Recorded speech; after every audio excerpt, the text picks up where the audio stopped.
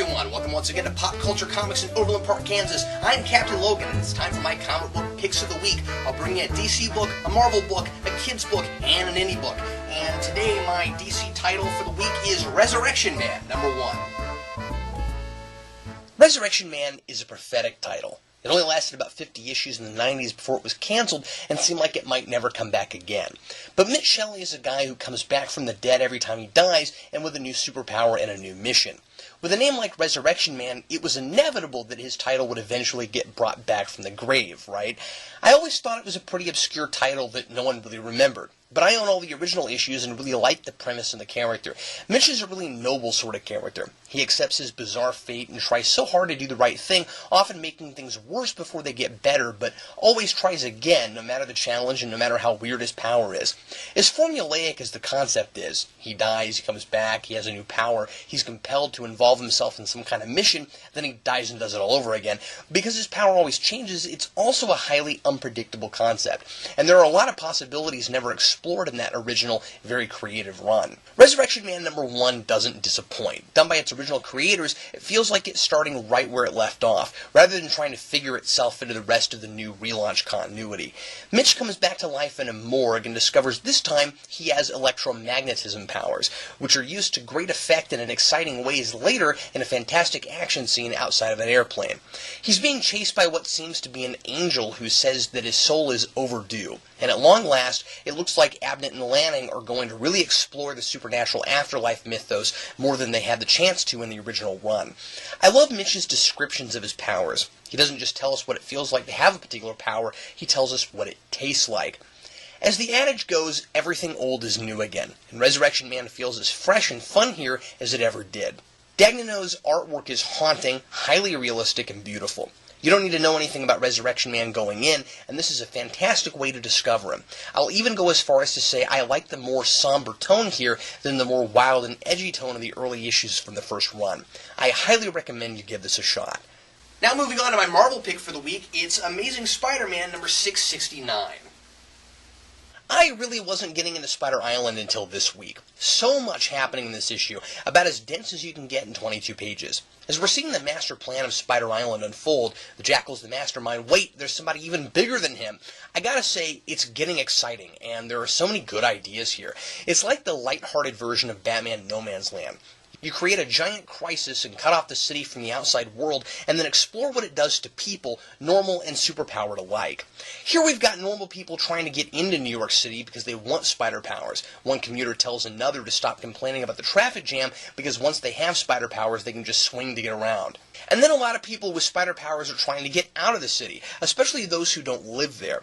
He does a really good job of illustrating that old saying of the grass is always greener on the other side. And I love Reed Richards' solution for how to stop the spider powers from spreading. He's created a vaccine to give all the normal people who haven't gotten the virus yet, which will give them an incredibly boring superpower that I don't want to reveal because it's funny, because the virus doesn't affect people who already have powers. Anti-Venom also plays a really cool role, and apparently he and Venom are supposed to be crucial to this whole thing by the end, according to Madam Web. I also love how the prospect of getting spider powers is being played up as Jameson's worst nightmare. Because it would be. And wait until you see what the next stage of the virus does to people. I don't especially love the art design in Amazing currently, it's just too cartoony for my taste, but I was really engrossed in the story. Dan Slott is using his vast knowledge of decades of Spidey history to create something massive and entertaining, and there are tons of plot twists around every turn. My all ages book this week, which you should be reading if you're a kid or not, Super Dinosaur #4. Super Dinosaur, if you haven't checked it out yet, is Robert Kirkman's all-ages comic about a genetically engineered, friendly superhero dinosaur created by a friendly scientist who used to be teamed up with a mad scientist who now wants revenge against his old friend and also is using the Agent X compound to create new and terrifying mutant dinosaurs to take over the world with. And they have awesome punny names like Pterodactyl. It's a giant escapist romp, very much in the tradition of 80s action cartoons. The plot and the characters are pretty familiar, but that doesn't take away from how much fun it is. The point of this really is dinosaurs in robot suits fighting each other. and it's awesome. It's not to say there's no good characterization, it's just not exactly the thing you'd pick the book up for. In this issue, Super Dinosaur and Derek have found the evil Maximus's base, and after defeating Pterodactyl and getting to it, Maximus flees. But of course, he's got a trump card up his sleeve that's revealed at the end, and he's got a new dinosaur that's bigger and crazier than anything he's unleashed so far.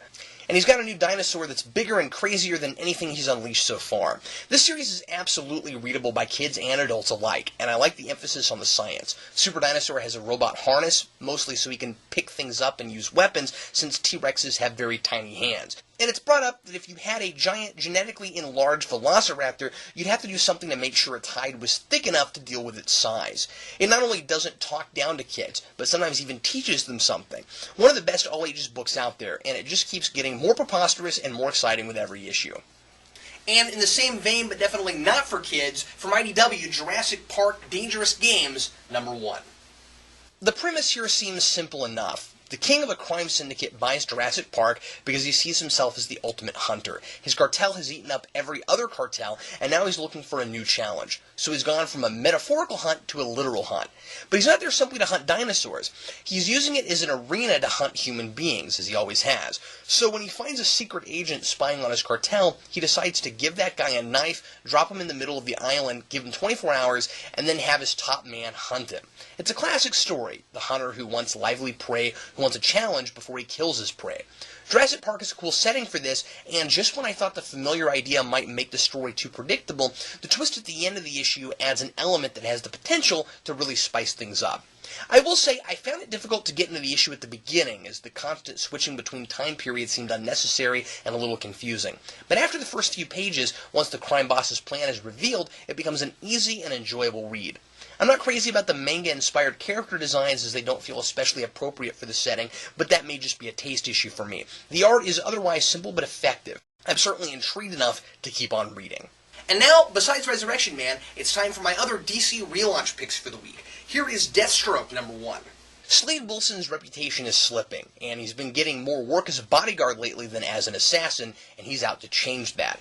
What he does at the very end of the issue is nothing short of insane. Deathstroke is definitely an anti-hero, and what keeps you reading is the curiosity of what he'll do next, because he'll do anything.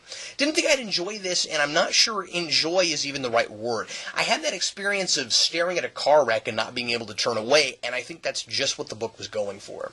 Also recommending Batwoman, #1. The same stylized art and intricate panel layouts we've come to expect from Batwoman, though a bit grittier than Batwoman 0.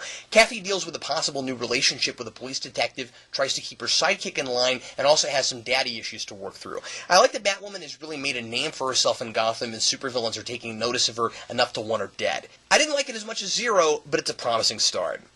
And believe it or not, I gotta say, I really enjoyed Red Lanterns, #1. I could never get into Green Lantern, but this title intrigued me. I had to know how in the world a team of beings who got their rings through rage could possibly work in their own title. And I gotta say, it's nothing if not really interesting. The leader of the team is Atrocitus, who's the focus of the book. Like Deathstroke, he's another anti-hero, but not entirely unrelatable, if not in a really twisted way. His family was killed and a guardian was responsible, and the really twisted thing is how he says he's married to his dead enemy, married in rage. He misses his dead enemy because there's no one left to get revenge on, and so his rage is waning.